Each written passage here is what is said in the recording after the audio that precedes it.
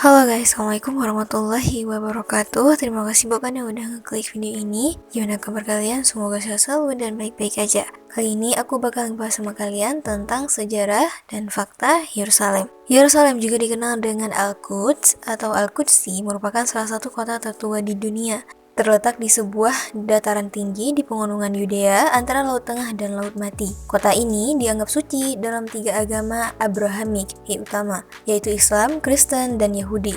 Sepanjang sejarahnya yang panjang, Yerusalem pernah dihancurkan setidaknya 2 kali, dikepung 23 kali, diserang 52 kali, dan direbut serta direbut kembali selama 44 kali. Bagian tertua kota ini menjadi tempat permukiman pada milenium keempat sebelum Masehi. Pada tahun 1538 dibangun tembok di sekitar Yerusalem dalam pemerintahan Sulaiman Al-Qanuni. Saat ini, tembok tersebut mengelilingi kota lama, yang mana secara tradisi terbagi menjadi 4 bagian. Sejak awal abad ke-19 dikenal sebagai kawasan Armenia, Kristen, Yahudi, dan Muslim. Kota lama menjadi sebuah situs warisan dunia pada tahun 1981 dan termasuk dalam daftar situs warisan dunia yang dalam bahaya. Yerusalem modern telah berkembang jauh melampaui batas-batas kota lama.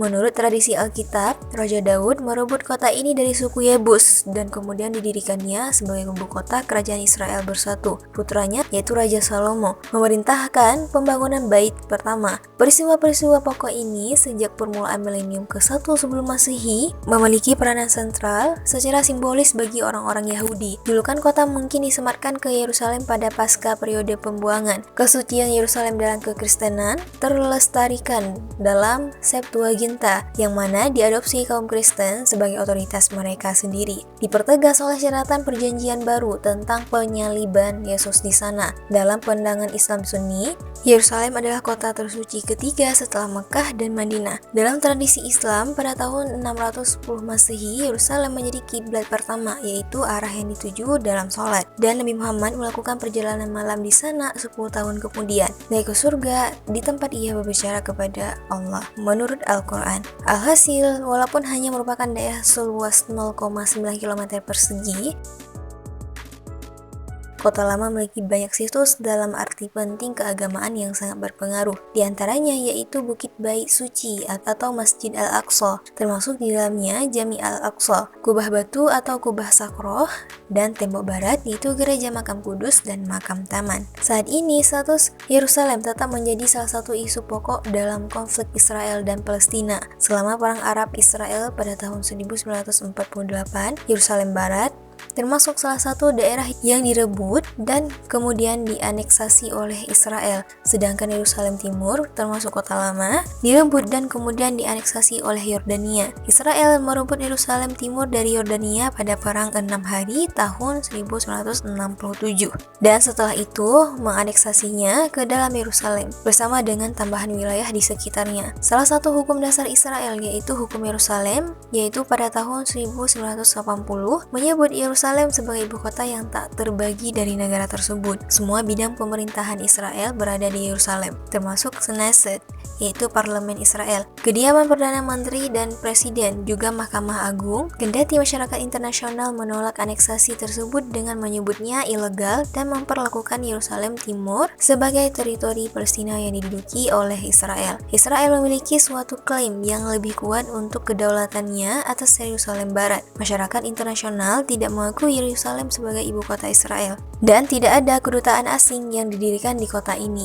Di Yerusalem juga terdapat beberapa lembaga Israel non-pemerintah yang memiliki kepentingan nasional, misalnya Universitas Ibrani dan Museum Israel, Shrine of the Books di lapangannya. Pada tahun 2011, Yerusalem memiliki populasi 800.000 penduduk, diantaranya terdiri dari 778 penganut Islam dan 40.000 penganut Kristen dan 9.000 penganut Yahudi.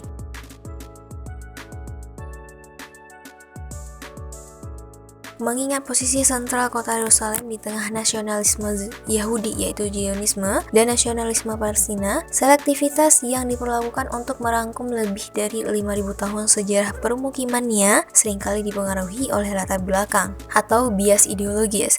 Era kedaulatan Yahudi dalam sejarah Yerusalem dipandang penting oleh nasionalis Israel yang mengklaim hak atas kota ini berdasarkan garis keturunan Yahudi dari kerajaan Yehuda bangsa Israel, di mana Yerusalem adalah ibu kotanya. Era Islam, Kristen, dan berbagai era non-Yahudi lainnya dalam sejarah Yerusalem dipandang penting bagi nasionalisme Palestina, yang mana mengklaim hak atas kota ini berdasarkan garis keturunan Palestina modern dari beragam bangsa berbeda yang telah tinggal di wilayah ini. Akibatnya, kedua belah pihak mengklaim bahwa sejarah Yerusalem telah dipolitisir oleh kalangan lain untuk memperkuat klaim relatif mereka atas kota ini, dan bahwa hal ini dikonfirmasikan oleh fokus-fokus berbeda yang dibuat beragam penulis pada berbagai peristiwa dan era dalam sejarah kota ini. Pusat bahkan inti Yerusalem adalah bagian kota tua, suatu labirin gang-gang sempit dan arsitektur bersejarah yang menandai 4 penjuru kota yaitu kawasan Kristen, Muslim, Yahudi, dan Armenia. Dikelilingi oleh dinding batu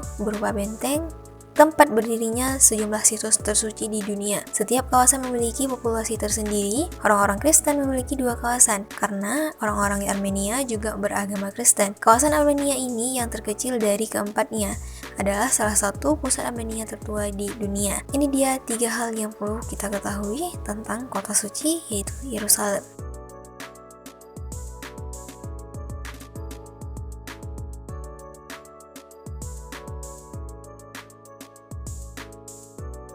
Yang pertama ada gereja. Di dalam kawasan Kristen terdapat gereja Makam Kudus, sebuah tempat ziarah penting para penganut orang Kristen di seluruh dunia. Tempat ini terletak di sebuah lokasi yang sangat penting dalam kisah Yesus, kematiannya, penyalibannya, dan kebangkitannya. Dalam kepercayaan tradisi Kristen pada umumnya, Yesus disalibkan di sana di Bukit Golgota atau Bukit Kalvari, dan makamnya terletak di dalam bangunan perkuburan yang juga diyakini sebagai tempat kebangkitannya. Gereja Makam Kudus dikelola bersama oleh perwakilan aliran Kristen yang berbeda, terutama Patriarkat Ortodoks Yunani, kaum biarawan Fransiskan dari Gereja Katolik Roma, dan Patriarkat Armenia, serta kalangan Kristen Ortodoks Ethiopia, Koptik, dan Suriah. Tempat ini adalah salah satu tujuan ziarah utama bagi ratusan juta orang Kristen di seluruh dunia yang mengunjungi makam kosong Yesus dan menjadi penebusan dalam doa di lokasi tersebut.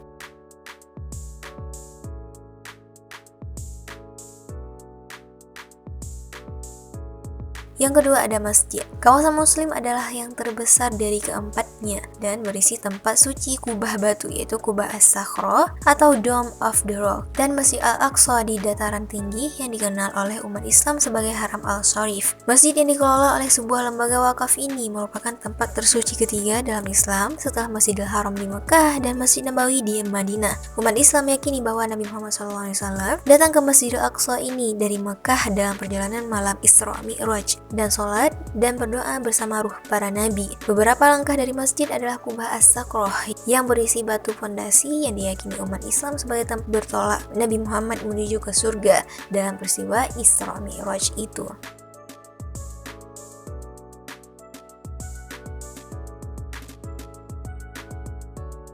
Yang ketiga ada dinding. Di kawasan Yahudi terdapat kotel atau dinding ratapan atau tembok barat, sisa dari dinding tempat berdirinya Bait Suci zaman dahulu. Di dalam tempat suci ini terdapat ruang Maha Kudus, situs paling suci dalam agama Yahudi. Umat Yahudi percaya bahwa inilah tempat batu fondasi penciptaan dunia dan tempat Abraham atau Nabi Ibrahim siap mengorbankan anaknya yaitu Nabi Ismail. Banyak orang Yahudi yang percaya bahwa Dome of the Rock adalah tempat ruang Maha Kudus itu.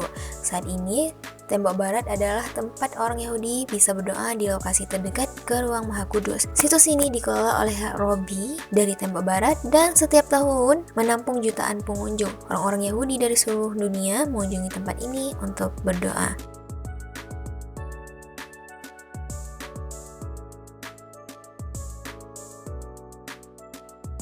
Itu dia guys tentang sejarah dan fakta di kota Yerusalem. Gimana menurut kalian? Kalau ada yang mau tambahkan silahkan komen di kolom komentar. Oke, cukup sampai di sini dulu videonya. Jangan lupa untuk like, comment, dan subscribe. See you guys in next video. Bye bye.